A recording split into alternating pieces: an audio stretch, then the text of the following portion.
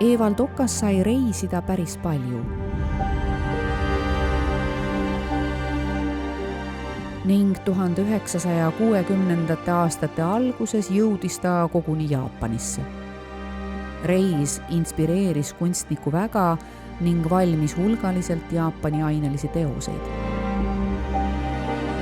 Okas märkas selle unikaalse kultuuri eksootikat ning rõhutas oma piltidelgi sedasama ettekujutust Jaapanist. Võõrapärased näojooned, kummastav mäng maskidega, iseloomulikud kostüümid.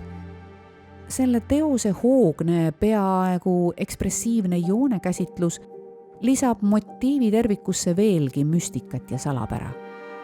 Kunstnik ei vaatle endale võõrast neutraalselt, vaid muudab selle isiklikuks emotsionaalseks kogemuseks.